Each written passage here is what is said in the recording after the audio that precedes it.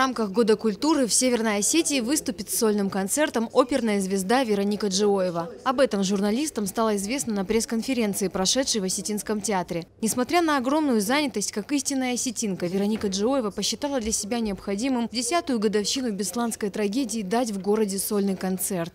Мне это очень важно для артистки. Я думаю, что каждый артист что-то должен свое внести, какую-то частичку радости, чтобы дарить этим людям, матерям и людям, которые потеряли близких своих детей.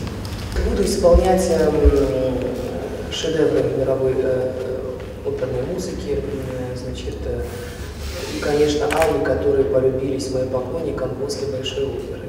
В частности, мне просили исполнить Норму, Лауретту, Качини, Аву Марию и, конечно, стилистку вечернюю Валеру Елены. И уже арии, которые я сама очень люблю. Еще один сольный певица даст во Владикавказе. Уже вчера прошла первая репетиция с симфоническим оркестром Госфилармонии. По мнению отца Маза Макоева, выступление оркестра с мировой звездой стало самым значимым событием в этом году. Выступление певицы такого уровня, что скрывать, провинциальным оркестром нашим, хоть очень хорошим, но это огромная честь.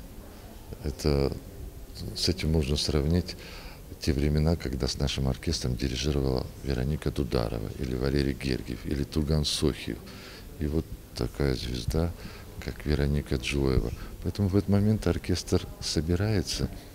Наверное, все то, что не реализовано бывает какой-то период времени, они стараются. В ходе пресс-конференции представители СМИ задавали мировой звезде самые разные вопросы. Она рассказала о том, что путь к славе не так уж и прост. Из-за работы приходится редко видеться с родными и детьми. Контракты с лучшими театрами мира и выступления расписаны на несколько лет вперед. Ее уже ждут в Брюсселе, в Лондонском королевском театре, в Ковент-Гардене. В скором времени певица выступит перед 5000-ным залом в Словении, а затем в Москве. Там она вновь исполнит свои любимые партии из опер «Травиата», «Богема», «Аида». Вероника Джиоева признается, что ей не важно, где она поет, гораздо важнее как. Последние 5 лет она живет в Праге, но бесконечно любит свою родину и говорит с улыбкой: «Без России жизни нет». Залина Губурова, Евгений Маркин, Осетия ТВ.